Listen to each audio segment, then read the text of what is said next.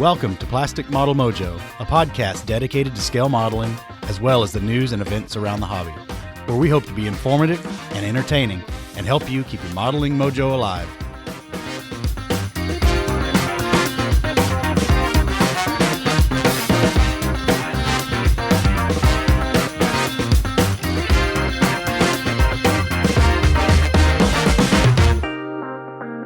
Welcome back to all of you out there in the world of scale modeling. This is your host, Mike. Dave and I are glad to have you joining us again.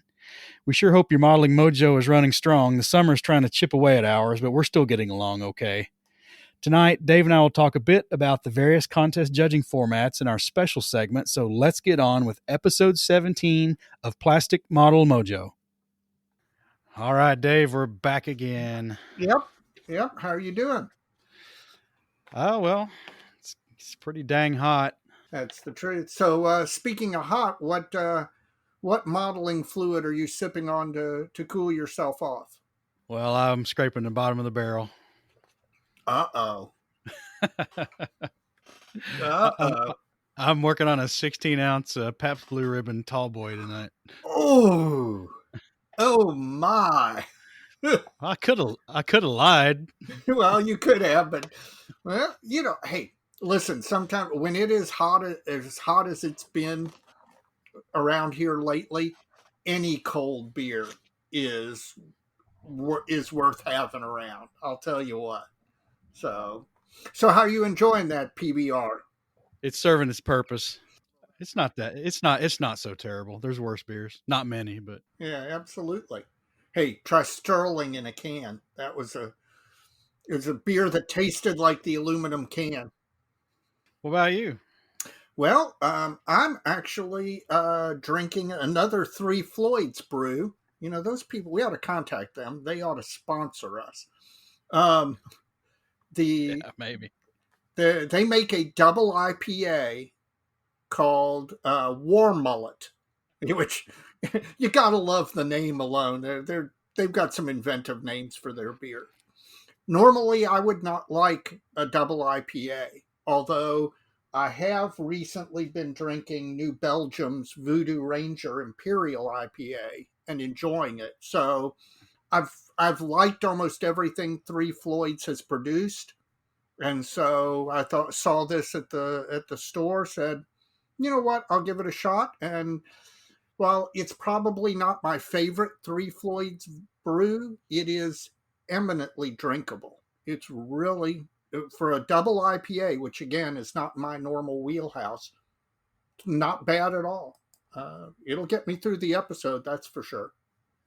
And beyond if it's a double. Mm-hmm. That's what I'm hoping. Well, we've got a bountiful mailbag this week. All right. Got a few familiar faces, but we're not on television. Yeah. Timothy Young's back from West Yorkshire, UK, and he's got a couple of pet peeves to add to our list. I love pet peeves. Preach them. He says that he mostly builds 1 to 1/44 scale airplanes. Mm-hmm. And a lot of these come 2, if not 4 to the box. And while they may have multiple schemes in the kit, there's never enough decals to do all but maybe one combination of the 2 or 4 models, right? Uh-huh. So he doesn't like that. So I guess, if you got a box of some 1/44 scale decals, I don't know if there's I haven't paid much attention other than airliners. I don't know if there's a lot of 1/44 scale aftermarket decals being produced. Yeah, and I think his peeve is there's never enough to do like 2 of one scheme and 2 of a different scheme. You either got to do one of each or whatever. And there's no way to know till you open the kit. You know what? The funny thing is, I can almost remember the last kit where I used the kit decals. It was an Airfix Spitfire 19. That was probably 4 or 5 years ago, maybe a little farther back. I don't often use the kit decals. which is probably one of the reasons why I have like 500 or 600 decal sheets tucked away in the model vault. He also says that there's not a lot being provided by some of the manufacturers in terms of, they'll offer part of something but not the whole thing.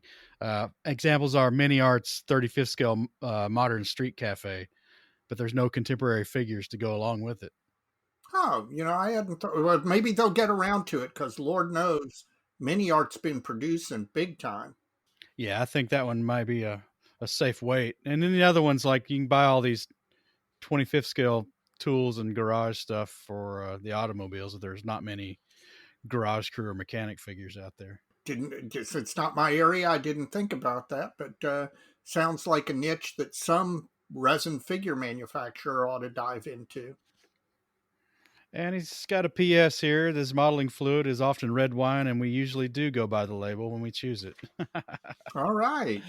I think that's in response to my cheap booze and fancy bottles comments a while back.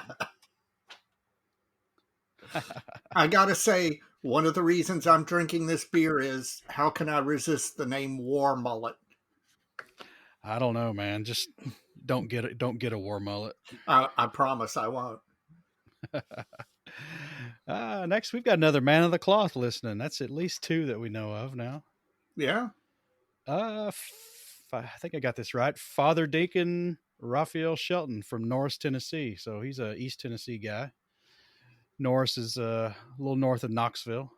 He was asking, he's gotten into scratch building and kit bashing some, and he's been using like poster putty and masking tape to temporarily hold things together while he's sizing it up or checking fit and stuff. And he was asking if there was some kind of glue or something else he could use to hold stuff together while he's working on it. And you know, I use Tamiya tape for that, and a lot of the quick build reviews, the quick build reviews on the modeling news are often done the same way. Like they completely built up. I think it was ICM's JU88 and 48 scale using Tamiya tape.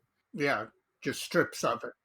Yeah. Do you know another better way to do it, or? Well, I do it normally the same way as you do with the Tamiya tape, but you actually can use one of the white glues, like either Elmer's white glue or like Formula 560, what they call canopy glue, or the product from Deluxe Materials out of the UK called Glue and Glaze.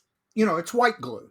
It's basically white glue. It's not as strong as like gator glue. So you can actually glue it together and then pop it apart. Now, obviously, you'd want to clean off those surfaces before you actually used, Tamiya glue or whatever to put it back together.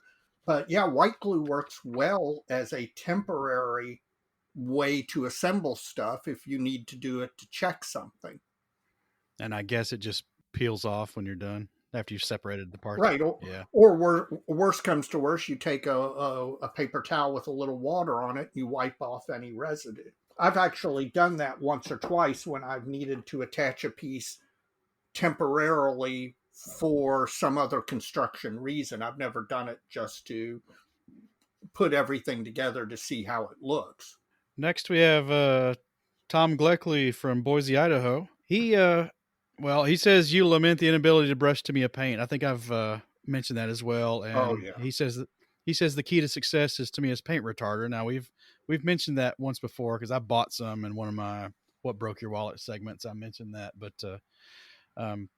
my issue with that though is I've got all these Vallejos and things, and I really don't see the need for me personally to start brush painting my Tamiyas unless I would need an exact match or something. Exactly. Now he goes on further.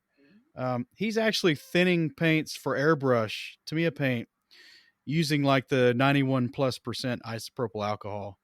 Mm-hmm. I've never tried that.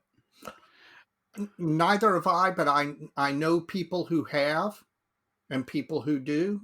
Just like I know some people who use the unicorn tears, Mr. Color leveling thinner, and use that. And I've done that, and boy, it makes to me a spray. I still don't like acrylics, but it makes to me a spray much, much better. Well, I've used the 91 plus percent to strip to me a paint because Right. it can make it not paint really quick. And my first thought was that it would do the same thing to uncured paint, that it would just turn it into nothing, right? That would never cure or whatever. But I guess I'm wrong about that. I'll have to try that. And he suggested when he uses unicorn tears, as he actually uses that term, Hmm. he finds it harder to clean the airbrush. Now, I don't disagree with him. I do think that if you spray almost any paint that's been thinned with Mr. Color Leveling Thinner or unicorn tears, as we refer to it, I do think it makes the airbrush a little bit harder to clean, or it makes the needle a little bit sticky when you're done. Um, I have gotten into the habit when I'm done airbrushing something where I used um, unicorn tears, that I've actually, after I spray regular thinner through it and whatever else, I'll pull the needle and wipe it down and put it back, simply to try and avoid having the needle stick when everything's dry. next up is Michael Libero from, I think, Connecticut. He put a Yeah. CT in parentheses, so I Yep. think that's Connecticut. He's made good on your call to consider joining the IPMS from last episode. Yep. I saw that, and I couldn't be more happy, and I hope others will follow Michael's lead and go join IPMS USA. The next year's convention is in Las Vegas, and we'll talk about that in a little bit. But it promises to be a great time. So join IPMS USA, support the organization, and come out to the nationals. I'm telling you, if you've never been to one, there is nothing else like it. We've got Andrew Armstrong again from Center Point, New York. Now he's the one who was asking about tools he should get, and we in the last special segment, last episode, he was the he's the one I mentioned the razor saw to, the Right. JLC razor saw. So I guess the point of this is that he's thanking us for our suggestion, and he's going to make good on it. And clearly, he listened to the episode. Well, good. So thank you for that. Amen.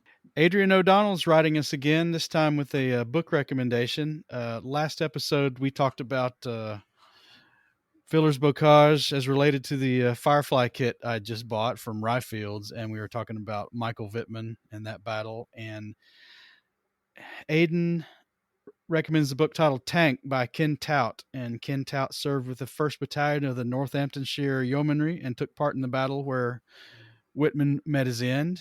And the book tells the story of the battle from Tout's viewpoint as a gunner, and then later as a vehicle commander after his own tank commander was injured. And Aiden says he can't recommend this highly enough. It does sound like an Hmm. interesting book.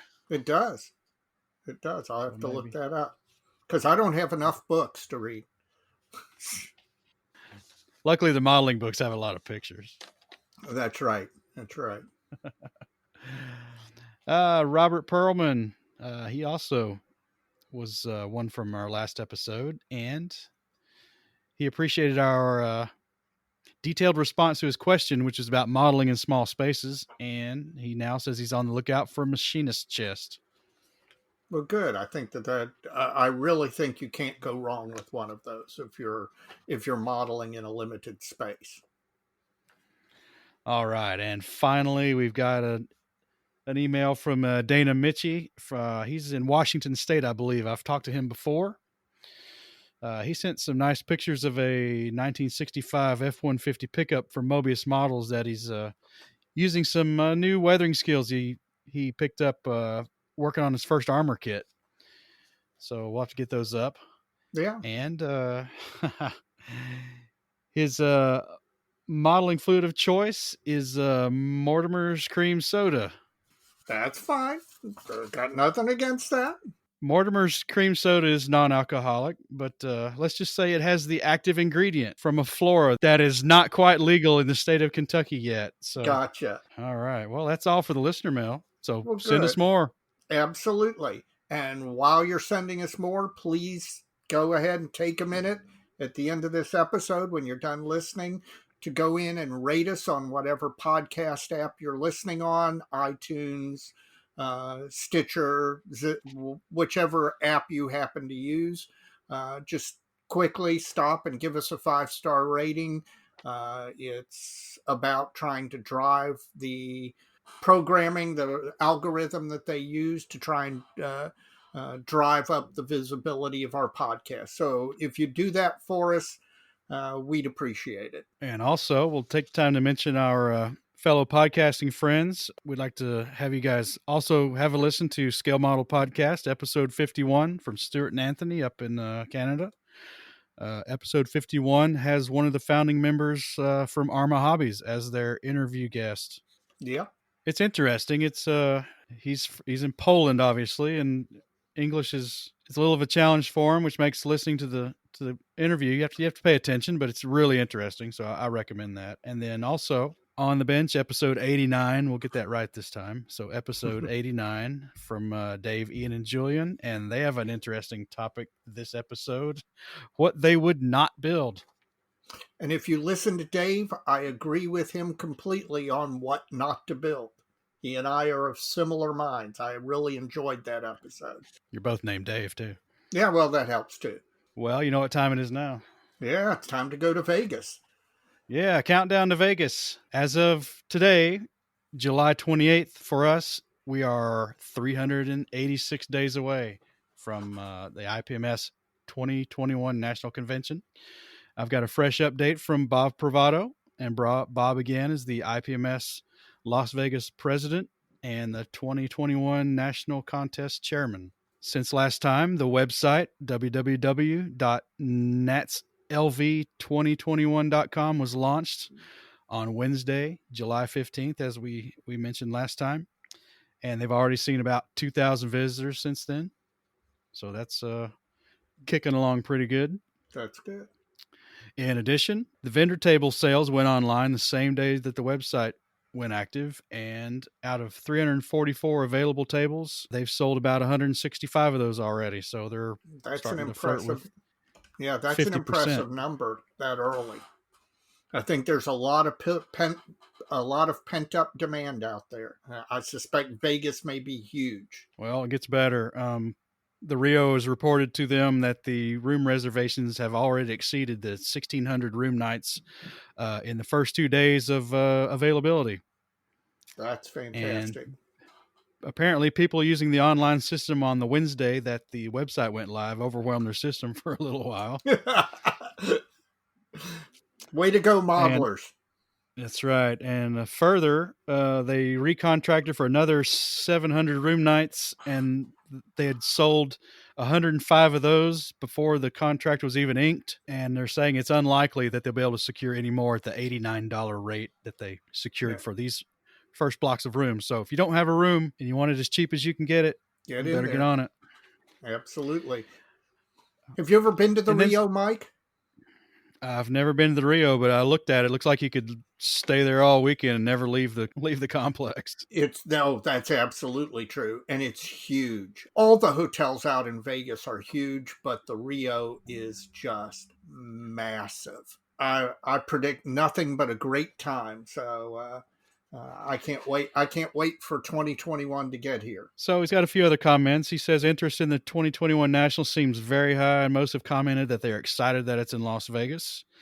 Many have said they've never been to Las Vegas before, and this is the perfect excuse they've been waiting for to come. Hide your model money. That's right. He also says the Las Vegas National Committee wishes to thank their respective counterparts from Chattanooga, Tennessee, and San Marcos, Texas, for their invaluable assistance so far. They had an enjoyable Zoom meeting a couple of weeks ago, and they've got a meeting scheduled once a month for the next 12. On board with this meeting are several IPMS USA national officers.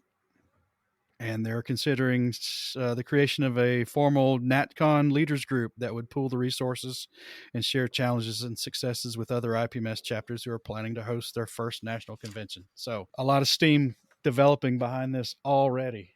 Yeah. So that's it for Countdown to Vegas this episode. All right. Well, Mike, since this podcast is about modeling, tell me what's gone on with your modeling mojo lately. What's your bench look like? Not a lot of bench time lately, but on the E16A1 Paul, my little float plane, I've etched some more dive breaks, just kind of for the hell of it. Using my bubble tank with a heater in it, and that was interesting because it only took about 20% of the time it took to do it at room temperature without any kind of agitation. So that really speeded things up. Did you see an increase in quality as well as speed? In some regards, yes, but I'm still seeing some artifacts from the particular printer I'm using. I think I can fix that with a better print. I didn't get quite as good a transfer from the get go on this one, so there are a few more. I think of the good parts, the quality's better, but I had a few more that had bad transfer. Uh, so I kind of the net was about the same as last time, but the speed was a lot faster. Gotcha. Gotcha. In addition, I've been cutting wheel masts for the Morris tractor. Now that I've got the circle cutter figured out like I want it figured out.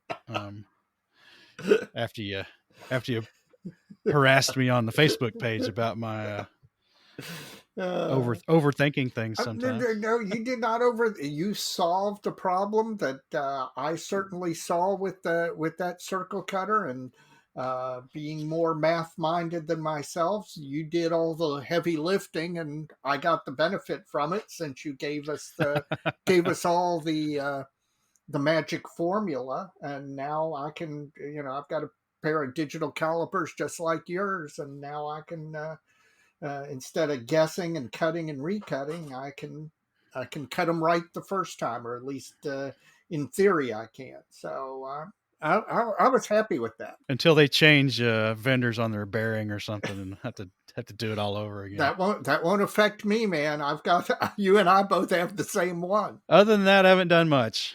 It's been kind of slow, unfortunately. What about Yeah. you? Well, I'm in a similar bind. The last 2 weeks since our last episode, I have not been super productive. Combination of, obviously it's summer here, so spending more time in the yard, working in the yard, or working to maintain the pool. I love having a pool, but let me tell you, it is a lot of maintenance. But I have gotten a little bench time. As I think I mentioned last episode, on the Bibber, the little one-man German submarine in 72nd scale, I decided to go.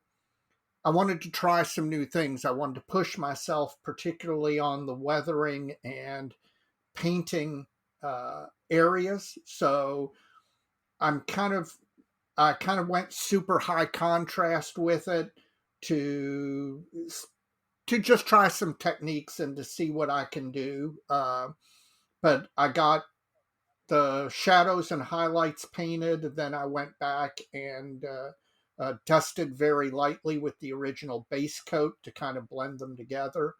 Um, the, this M30, I'm enjoying it, but frankly, I'll be honest with you, I did not realize how many tiny parts were in this darn gun. You know, people say, how do you build 72nd scale? It's all so small, etc. I got news for you. There are more small fiddly parts on the breech area of this M30 than there are on any 72nd scale model I've built recently. So, which just proves my theory that really scale is almost irrelevant when it comes to tiny parts, because the bigger the scale, the more tiny detail parts they put in, and you end up handling parts the same size, no matter what scale you're building in.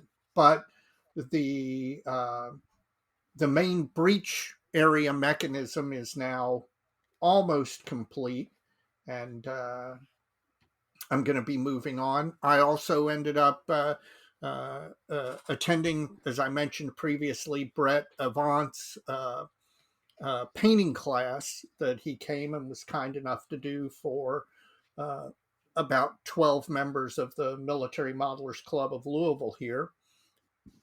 And I'll tell you, I learned a lot. He was teaching painting figure busts with acrylics. I learned a whole lot. I'm not sure. Well, first thing I learned is I will never be an award-winning figure painter. Um, Due to my essential tremor and poor eyesight, I probably will never have the skill to really produce a an award-winning bust or figure. But it's enjoyable. It really, I think it makes you more sensitive to color, and more aware of color and what makes a shade and stuff like that. I enjoyed the heck out of it. And Brett's a very, very nice person. And he said he's open to doing an interview on a podcast down the road. So we may interview him. And because he's in the industry, it's kind of, we kind of get some peek behind the curtain. So I'm looking forward to doing that. But I really enjoyed that class. The one downside I will say is we started at 7:30 in the morning and went till 5:30 in the afternoon. And while I love modeling, I don't know about you, but I tend to model in stretches of an hour or an hour and a half. And modeling that long, that straight, it was actually pretty exhausting. I had a great time and I learned a lot. And that's pretty much what's been on my bench lately. We'll have to talk about that more later and see what you got out of it. All right, happy to. All right. So, Mike, have you been watching what's been released? What's coming out new? Do you have anything that's turned your head? Oh yeah. So tell me about them. Well, I think my favorite since we've done this segment last is Tamiya snuck a Martyr One Panzerjäger in under the radar. Now, did they previously do that kit? Is this a redo or is this just? No, you know, I had the old ADV Azimuth kit from long ago from their old Ironsides line and sold it not too long ago actually. I've got the newish kit from Panda Models, and it's that kit's recent enough that my first thought that the Tamiya kit was just a rebox of that, but it's not. That kit's not bad, but it's got a few things I didn't like about it, and I don't know. I'm gonna get this one for sure. I've got a couple of pictures of the same vehicle in Normandy. Most of these were used in Normandy. Heck, all of them may have been. I don't really know, but Was that 21st Panzer or? I I can't remember off the top of my head. It may have been, but I've got pictures of ones that has a really densely painted camouflage pattern on it. As far as really tight, small squiggles, and it's the three color scheme. But it's a would be an interesting model, and I think one of the Panzers in some more books from way back has got a nice photo essay of this vehicle in their collection. So I'm really anxious to get my hands on this one. You got one? You got a Well, fave? well, actually, it's not a single, but it's kind of a group, and it's kind of stepping into your territory. I don't mean to step over the line, but I like all of the T-34s that we're suddenly seeing this year. For me, as far as tanks go, I think the T-34 is one of the more attractive tanks out there, particularly weathering wise. There's so much, the Russian vehicles were so used and abused. There's so much you can do with it with weathering. There's lots of great markings variations. Heck, there's a lot of great variations among the manufacturing factories and what they chose to do. And it seems like suddenly we're in the year of the T-34. I think that's pretty great. I'm happy to see, we're not in a situation where the old Tamiya T-34 was the kit that you got, and maybe some resin aftermarket to do a couple of conversions. We're seeing modern slide molded, really amazing kits being released. And I gotta say, even though 35th scale armor is not my, as Austin Powers would say, is not my bag, baby. I'm happy to see it. Well, I am too, and there's a couple I've got my eyes on, so I'll probably add a couple to the stat. Color me surprised. Kind of along that same vein, I'm also liking this Panzer III Alf's N from TACOM. That's probably my favorite Panzer III. It's kind of the last one. It's the one with the short barreled 75 millimeter gun on it that was primarily created to support the Tiger tank companies. But in general, beyond that, there's 2 or 3 companies releasing Panzer IIIs, Panzer IVs, and Sturmgeschütz just all over the place. And luckily, I'm not heavily stashed in these vehicles, believe it or not. I've got quite a few Sturmgeschütz, but not the Panzer IIs or IIIs. And so I'm kind of glad I gave Dragon the skip on these to the large degree. A lot of their early Panzer III kits were kind of rehashed and modified of the old Gunzi Sanyo kits that came out prior. It's just Dragon's got a choice to make here soon. You mean as far as getting with the program or getting left behind? Exactly, yeah. Yeah. Maybe too late already. Mm-hmm. You got anything that's making you yawn? Well, no, I got another fave though. Okay. It's actually all credit to our friends up in the Great White North in America's Hat. Our Canadian brethren, in their interview with ARMA, the ARMA representative, managed to tease out a piece of news, and that news was that ARMA's going to release a 48 scale Hawker Hurricane. Now, Airfix released a 48 scale Hawker Hurricane, and it's a very nice kit, fairly recent vintage. So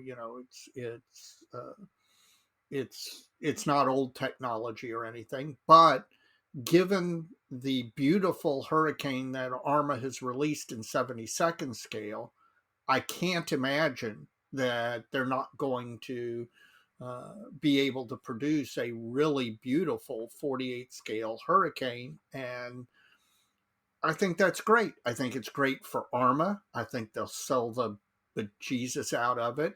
I think it's great for 48 scale modelers, and I'm happy for them that they're going to have another 48 scale Hurricane, have more choices. And everybody, even though it's not something I'm personally going to build, it's all of our bounties increase, and you can't not like that. Is that all your faves? Well, actually, I do have one more fave. I don't have a yawn this time, but I do have one more fave, and that is, I don't know that I've mentioned this previously, and if I have, forgive me. Memory and modeling fluid fail me, but Fine Molds is teasing us with pictures of an upcoming 72nd scale F4EJ, which is the Japanese. The Japanese use the Phantom a lot. In fact, they just finished retiring them within the last year or so. And the shots they're showing us teasing this kit are just gorgeous. And I can't wait to see it. My suspicion is that it's going to be immediately the best F4E in 72nd scale out there. There are a lot of beautiful Japanese schemes for it, but I suspect you'll also to be able to build it in a straight E version, so you'll be able to do a lot of U.S. Vietnam aircraft and a lot of other aircraft from other air forces. So everything's coming up roses. I'm happy as can be, and can't wait to see that as well. So why don't you be the Debbie Downer and give us a yawn? Suyata, uh, 135th scale soldiers and vehicles in abstract. Uh, Now this company, uh, they made recently an egg or tune version of a Fokker DR1 and the Titanic. And as far as caricature models go, they're kind of the top of the line. But they've released this series of posable abstract figures in 135th scale. There's some German ones and some American ones. Didn't the Benchers mention this in their last Yes, episode? in their new "What's Right, New in the Modeling World" segment. They didn't offer commentary though. right. So you dish, go, brother. The box art for these kits is homage to the early Tamiya sets, equivalent sets from their military miniatures series. I don't know if you remember these toys, but they kind of remind me of Micronauts, Yes, I remember those. which were from Mego Toy Company back in the 70s. They're licensed from some Japanese line, and they're just little crappy action figures. Anyway, I don't know. This one's more than a yawn, really. To be honest, for me, this is a full on Whiskey Tango Foxtrot. Now, this is, of course, the opinion of a World War II leaning historical modeler. So I say that, Sure. but I will be curious to see how these are utilized, particularly with the sci-fi and kit bashing crowd, because it looks like they'd make some really cool cyborgs and Terminator type things, Yeah. along that lines. I just don't understand where they're coming from with this. So time will tell. Yep. I wish them luck. Don't we all? Not for me. We have made it to our special segment for the episode. And this episode, we're going to talk a little bit about show or contest judging or awards formats. Now, this topic was inspired for me by a thread that appeared on the IPMS USA Facebook page. A member had expressed some disappointment in the National Committee's response on judging formats. I guess I don't know the backstory on what he was waiting on to hear feedback from, but I can give you a little bit of background on that. Well, first, let me do a disclaimer. Okay. And that is that I happen to be the recruiting and retention secretary for IPMS USA. I think I've mentioned that previously in a shout out. So that puts me on the IPMS USA e board in an appointed position. However, two things. Number one, anything I say here is my own personal opinion, is not, this is your standard lawyer disclaimer, is not in any way, shape, or form the opinion of anyone at IPMS USA. This is just me talking. Number two, aren't you supposed to say that really fast like they do on the radio? well, I slowed it down. We're talking to modelers here. Okay. Number two is that, and what most people don't realize is that the IPMS e-board has very little input on the judging. The judging is controlled by the National Contest Committee. So they are the ones who make decisions and do everything to control every aspect of the contest, particularly the competition portion of that contest. So even though I'm on the e-board, I'm not at all associated with the NCC. Again, all a way of telling you that everything that follows is just me talking, nothing more than that. The controversy that you're referencing is actually at the Chattanooga contest. They did a poll of all the people who were entering to say, do you prefer the standard 1, 2, 3, what you might refer to as a closed system, or do you prefer the what's referred to as gold, silver, bronze, or open system, where um, uh, which you see out of figure modelers, or figure mostly in, or a lot of figure contests. And if you don't mind, Mike, I'll give a 2-minute primer on what each of those things is. Well, let's back up just a Okay. second, and we'll get to that. Um, Back to this post on Facebook, just to kind of frame this. After this member posted their opinions about the response from the organization, within about 8 hours, this thread had over 300 responses. So it was a hot topic, It is. and generally it was civil, but to a varying degree. I mean, it's the internet after all, right? Yeah.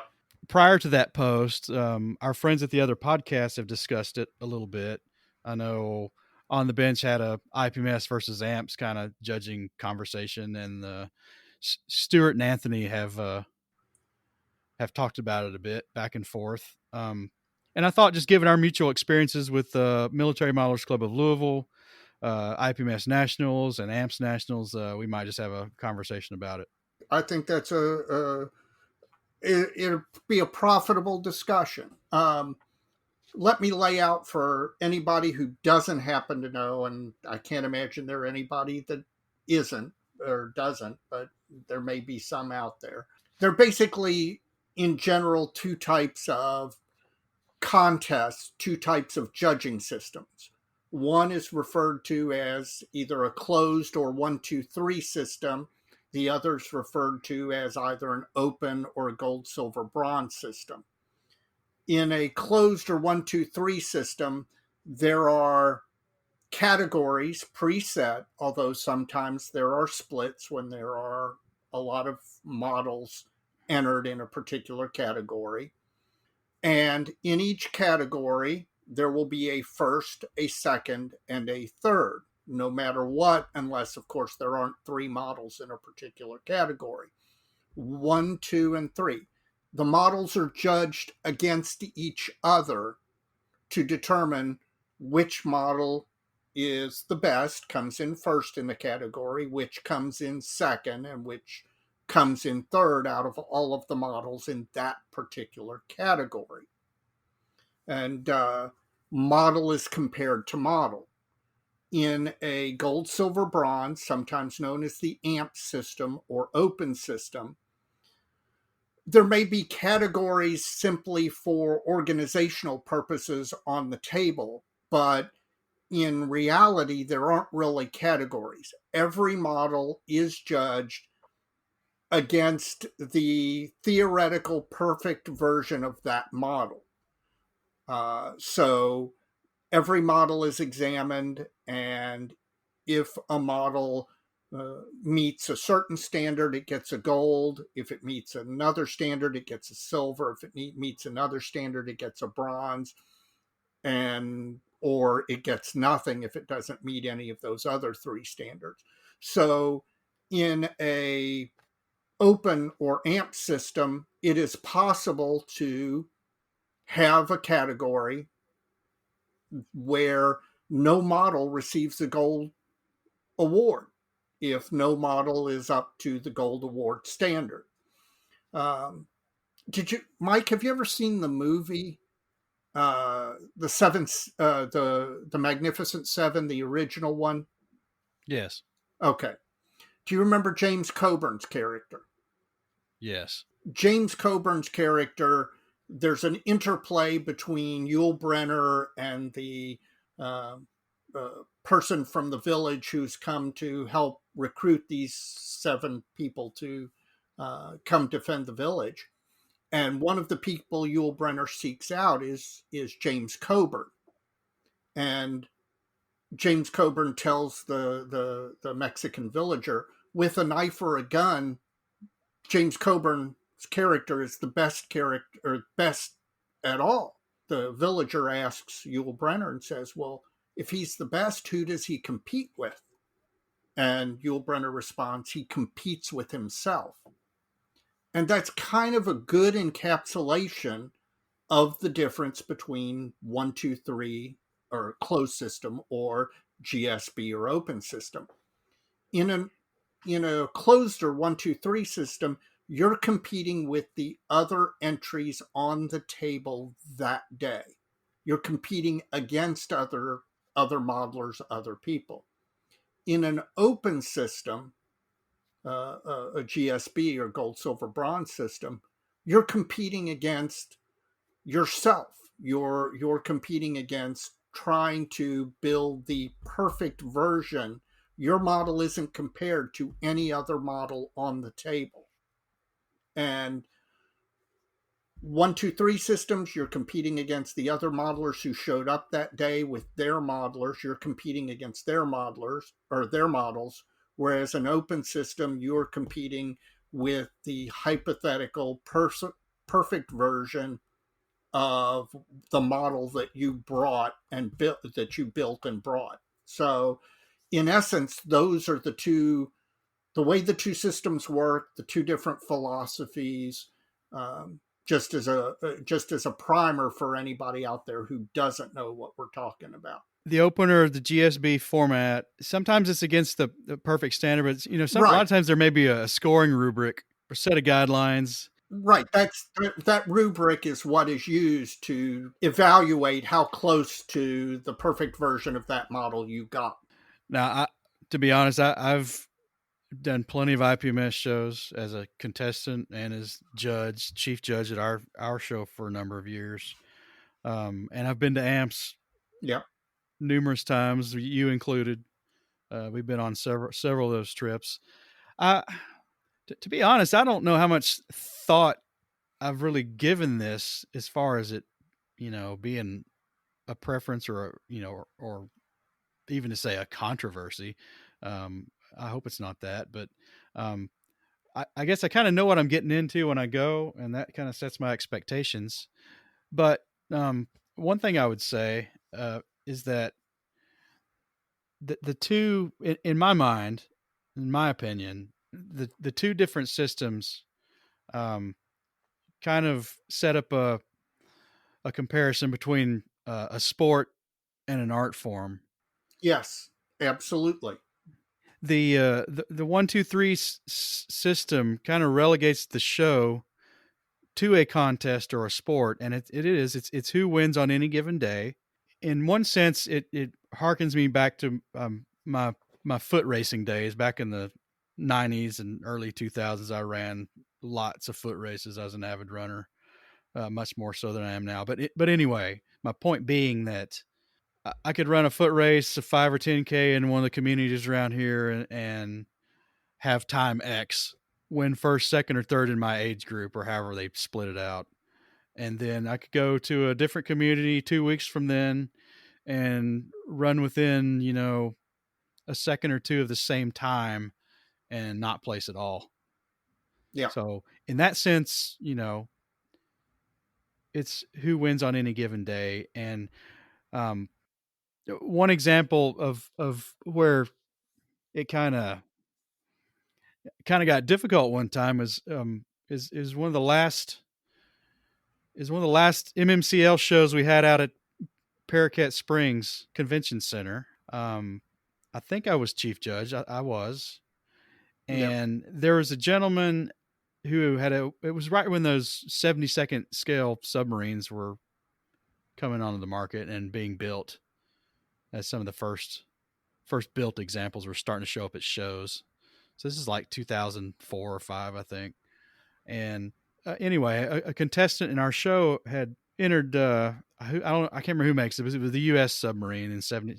Oh, the U.S. submarine, the Gatto, is It's a Revell kit. Yeah, I think the Gatto is the Revell kit. I know the German subs are Revell kits. But anyway, he placed second, maybe even third at our show, but had placed first at a contest prior to that, and he was he was decent about it, but he wasn't happy about it, and he was kind of questioning why I could win first at one place and didn't win first again. Was kind of the crux of his argument. I kind of dished him on Randy. But anyway, that's the kind of questions that come up with that kind of thing. Um, whereas the gold, silver, bronze, I think treats the media as an exhibition more than a contest, more like an art form. Everything's judged on its own merit against either the theoretical perfection or the scoring rubric or whatever. Mike, I think you're right. That is exactly correct, that it is the difference between a sport and an art. I don't think it's any coincidence that you saw the gold, silver, bronze, or open system develop in figure modeling and figure contests, because that is art. That's much more, I mean, any modeling is art, but figure modeling is much more art, as far as, so much depends on the painting, not so much on the construction. It's more artistic in a way. So I think that analysis is exactly correct. It's the difference between sport and art. It's also the difference between competing with yourself, competing with another person, and competing against yourself. Um, there are some people who really enjoy competing against other people, whether it be in running or in a karate tournament or whatever. You're competing against the other people, and however it comes out on that day with those particular people determines whether you're first, second, or third. Whereas in an open system, you're competing more with yourself. All right, how good did I do against the rubric? In what flaws did I have, not compared to somebody else's model? They had 6 flaws and I had 5, or they had 6 flaws and I had 8, but more competing against yourself to get better with what you've done, irregardless of who else showed up that day. A couple of points that were kind of persistent in that Facebook thread were the whole participation trophy argument was one, Right. and then the not feasible for a national size contest argument. Well, in regard to participation trophy, that is, you can look at that two ways. Um, some people who don't like an open system worry that what you're doing is passing out more awards to make more people happy. And that might or might not be the case, depending on how your judges, how closely they judge, and how tight to the rubric that they are. But by the same token, I can I can do a pretty bad job on a model, take it to a contest, and if I'm one of 3 people, only 3 people in that category, or in fact, I'm the only person in that category, I'm going to win a first place award with a model that, if you put it in a gold, silver, bronze system, won't get any award at all in theory. So I'm not sure I buy the participation trophy, that gold, silver, bronze is just an attempt to get more awards handed out. Now, I suspect at the level of a national that more awards would be handed out, because you've got a ton of high quality models at a national. The level of building is much, much better at a national than it is at some local contest. So I do think it would probably result in more medals, but I don't think that's the result of you know uh, giving out awards to make people feel good. Well, I never got that vibe at Amps. No. They gave out. I don't have any recollection across a category how many they gave out, but You know, winning a gold there on that system it's a pretty good achievement. So Yes, it's, absolutely. it's not like they're just handing them out. Absolutely. The other one that comes up probably more than that one is this, not feasible for a national size show. I'm not buying for the same reasons you don't buy the participation trophy argument. This one actually requires somebody to sit down and formulate a plan to really know if it's feasible or not. Yes. Um, everybody points to amps and the high degree of feedback you get on that, but you don't have to do it that way. No, that's right. That's a luxury that amps has based on their typical contest size. I don't know that like Chicago Figure Show if they do that. No, they don't give that level of feedback, but neither amps nor Chicago Figure Show see the number of entries that a typical national sees. That's true. And I think there is some merit to the argument, at least initially, that an open system, the way amps or the Chicago Figure Show do it, would not work at an IPMS National. There's just not that many judges familiar with that many different subjects. Remember, at an amps, you're talking armor. Okay. Right. So everybody there is familiar with armor. At an IPMS National, you've got cars, armor, aircraft, figures, ships.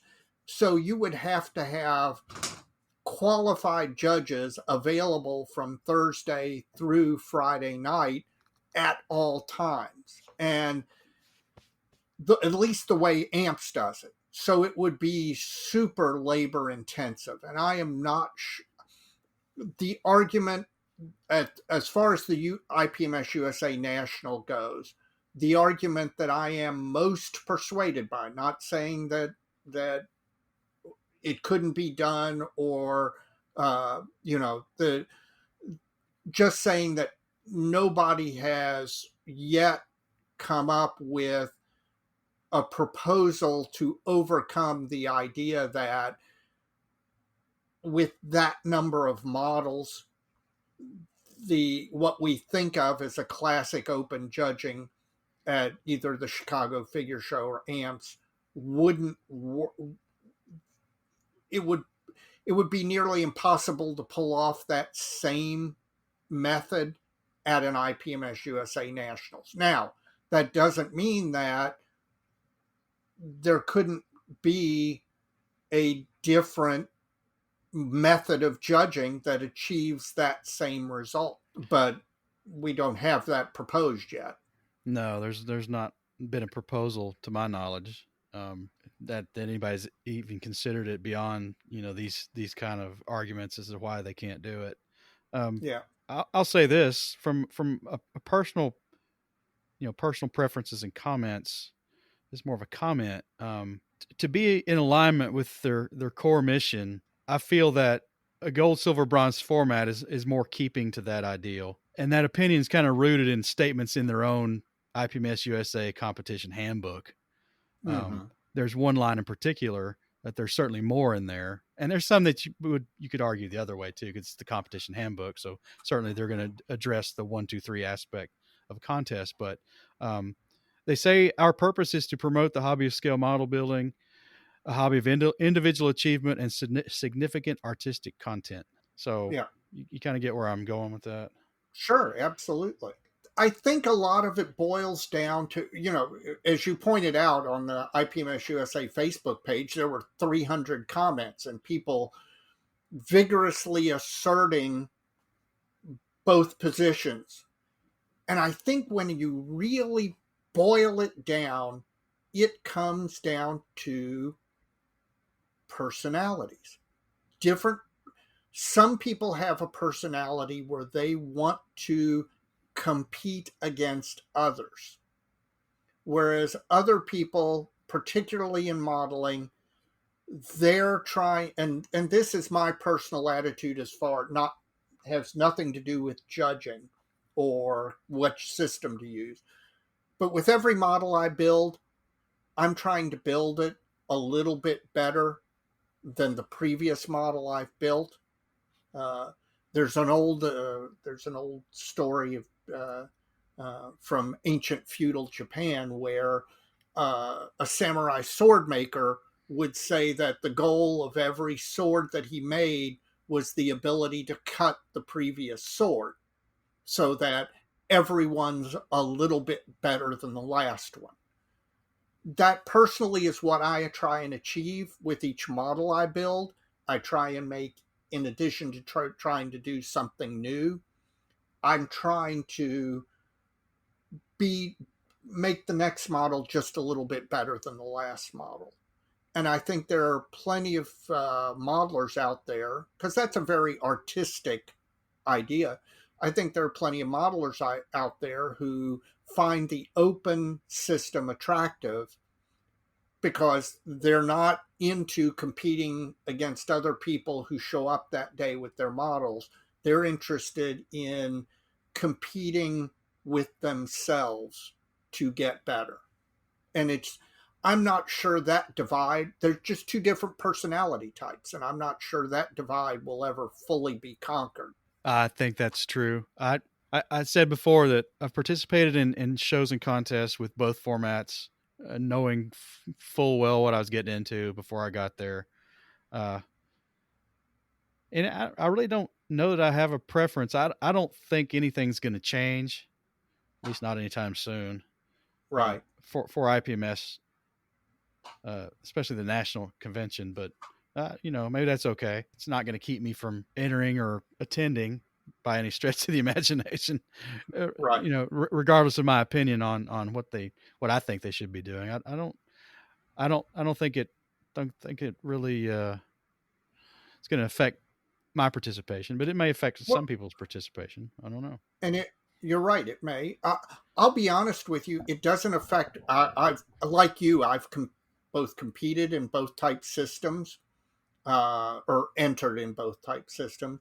I've actually been, like you, chief judge for a contest run on each type system. I do think a 1, 2, 3 system probably is a little bit easier on the not only a chief judge but the entire um, Oh uh, yeah, I agree judging with team, that. just simply because the ability to winnow stuff out quickly. Yes. But I don't think. I mean, I've never been. Whether or not what system's being used has never been determinative to me on whether I go to a contest. And I think that's because the contest to me is such a small part of a model contest. Now, I love going and I love seeing other models that other people build. I I come back from every nationals really inspired because I've seen some of the best modeling that you'll ever see in one room at one time off from a nationals. So the actual contest part of a contest to me really, now I'll compete, I'll enter, among other things, because other people are coming and they're putting themselves out there and they're entering. And if I get the pleasure of getting to see what other people have built, I need to step up and enter so that I'm participating as well. But you know what, I've never, and this may be just personal or attitudinal, the actual contest and the results, yeah, it's nice when you win something, that's great. But as far as I'm concerned, that's the smallest part of the model contest experience to me. Yeah, I think I kind of feel that way too. And well, we certainly haven't solved it here tonight, but that Darn. that's our 2 cents anyway, for whatever it's worth. Now we're going to have to solve which scale is the better scale. You know, we solve 1, 2, 3 versus GSB. What else is there left to solve but the perfect scale? 72nd. I figured you'd say that. So, Mike, if we've exhausted that subject, we're coming up to the end here. What's your shout out or shout outs for the month? My shout out this episode is to all those listeners who have become more actively engaged with us. We get a fair amount of listener mail, and we appreciate all of it. But a few folks have taken it a bit further, either via email or social media. A few of those who come to mind are Ian McCauley and Mark Box and Tony Jacob. Just name three. There's a few more, but those are the ones that I come up with off the top of my head. You forgot Luftraum. Yes, but we don't know his real name. I know. Honest feedback, a lot of topic and content suggestions. I just say please keep it coming because it helps us keep content on the horizon, and it improves my production of this podcast and helps solidify some future content ideas that we have in the works. So we appreciate that, guys. Thank you. Absolutely. I'll second that. I've got 2 shout outs for the month. One you've previously mentioned, Michael Libero listened to my plea to join IPMS USA and followed through. And I can't tell you how much that means to me. I appreciate you doing that, and I don't think you'll regret it. And my second shout out is to Mr. Goldfinch down in Australia, because I'm sure if you listen to the last episode, you hear that he has finally seen the light and is building a V2 rocket in the one true scale, God's one true scale, 72nd scale. So not only have I got you building in 72nd scale, I've got him building in 72nd scale, and that's deserving of a shout out. So there you go. Well, I hope he picked a good V2. There's 3 or 4 out there, and some of them aren't very nice. I'm assuming I sent him pictures of the special armor, special hobby one that I built, which is a very good kit. But I'm assuming that he's probably picked up the TACOM kit, which is the most current, the most recently released 72nd scale V2. So he'll correct me if I'm wrong, but I'm suspecting that's the one he's going to build. All right. Well, I think that wraps it up. I think it does, Mike. All right. Well, Dave, so many kits. So little time. See you next time. All right, we'll see you next time. You got it.